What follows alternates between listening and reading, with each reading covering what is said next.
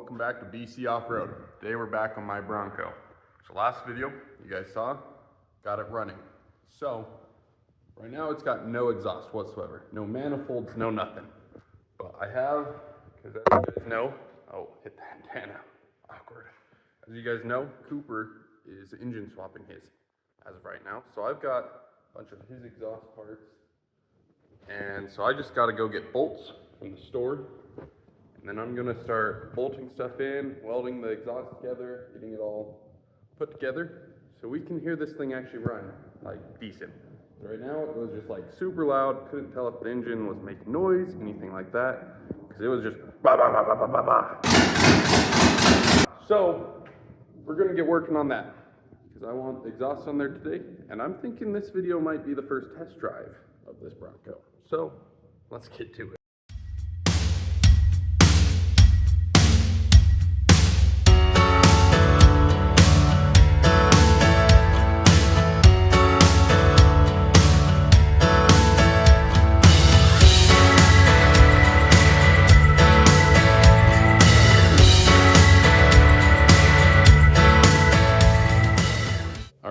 I have made a realization.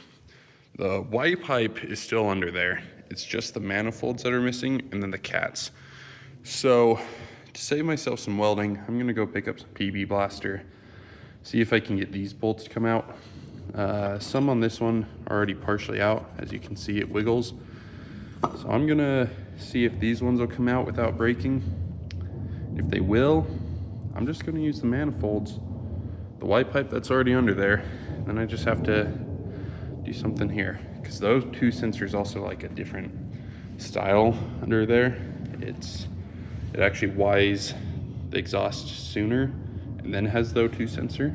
So if I don't have to change everything, great. So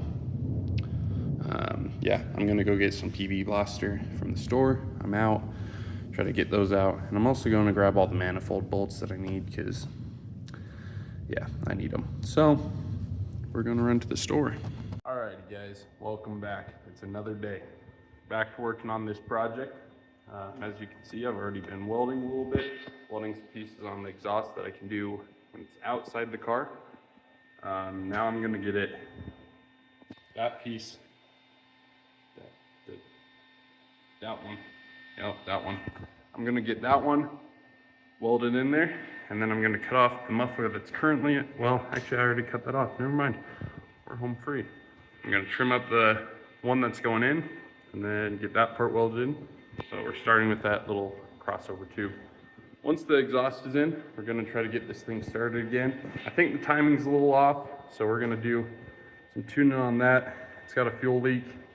Need to get some hose for that. And then see if it's running all right. As of right now, it's really hard to tell if there might be a small engine tick, because the exhaust is like right there. But I'm kind of a little bit nervous that the one head has some valve noise. So that's why we're going to try to get the exhaust on there so I can actually hear it better and try to get it hopefully running tip-top shape. So stay tuned.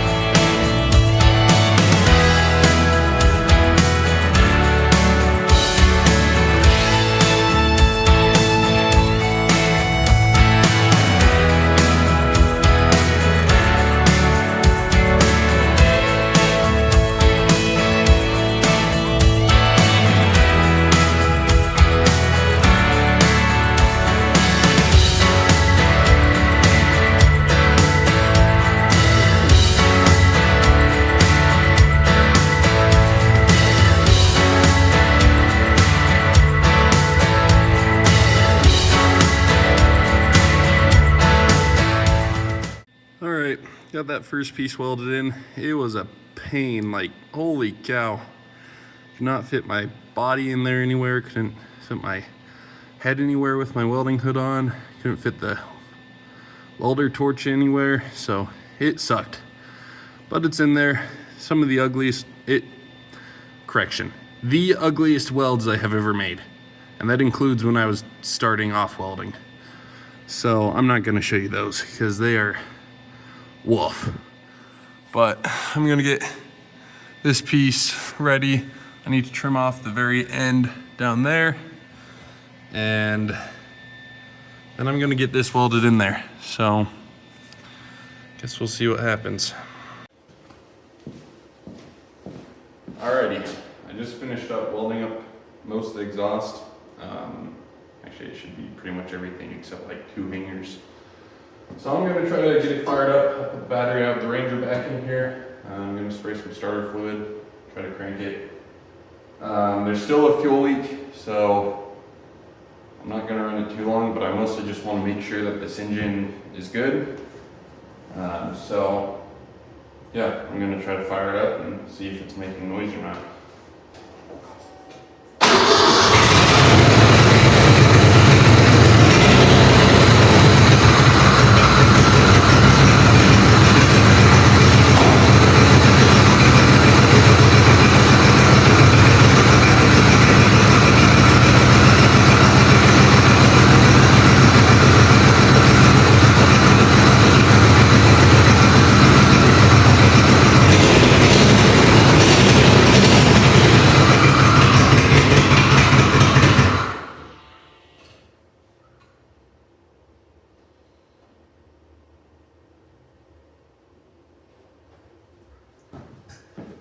Also just realized what the massive exhaust leak was. The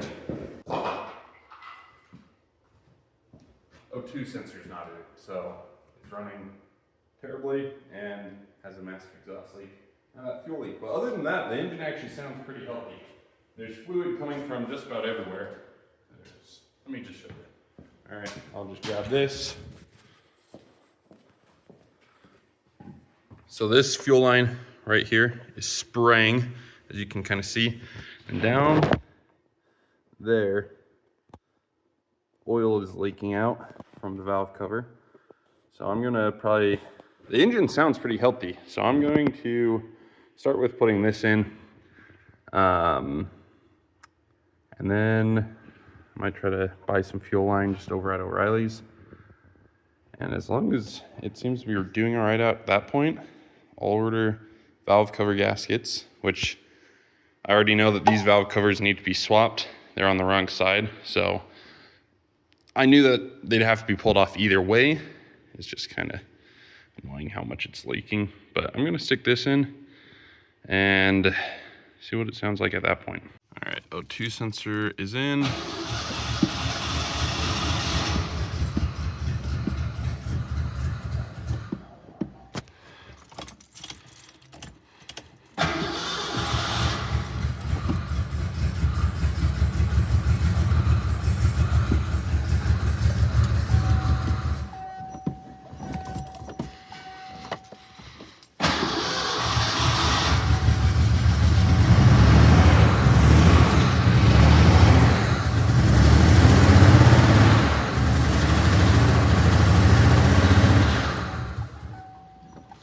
Running really bad,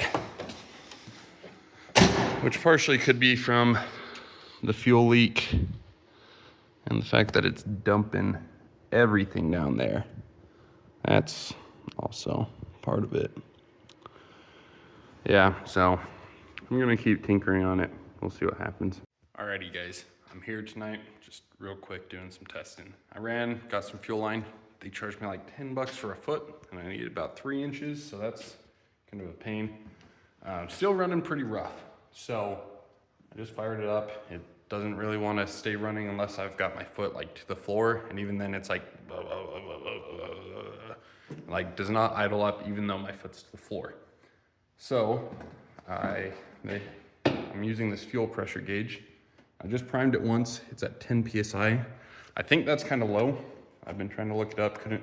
I can find the PSI for it running, but I can't find the PSI for, you know, like when you just prime it, when you turn the key on. So I'm gonna try to crank it here real quick and see what the fuel pressure reads when I crank it.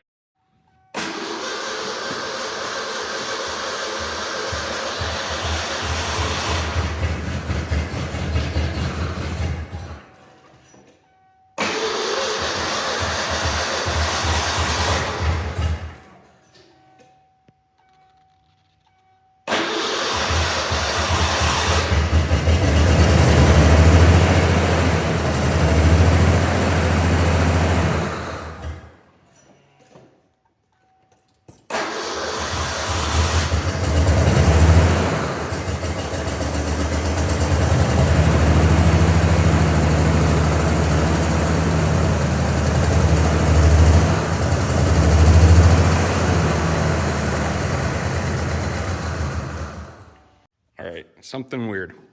So now, when I cranked it, it had about 40 PSI, and that's about where it should be, right? And then I let out that pressure, and then I primed it again, 40. I let out that pressure, primed it, 40. So it was only the first time that when I primed it, it read 10. So I'm not sure what's really going on there, but I'm wondering if there's like a plugged filter, so I might change the fuel filter on this.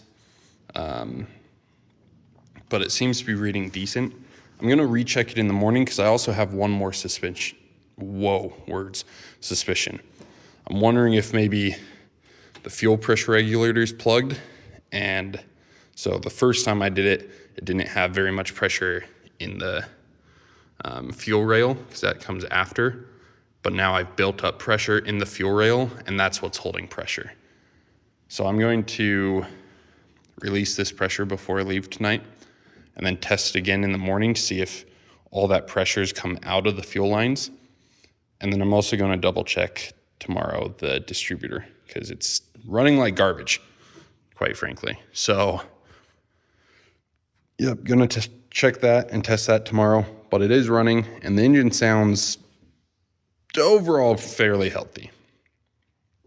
You know, it's not ticking, it's not clattering, it's not knocking. So I feel pretty good about that. So now I just got to get it running good so it's actually drivable. Because right now, like I said, I got to put my foot to the floor, open the throttle all the way, which I think is what's giving it enough fuel to stay running.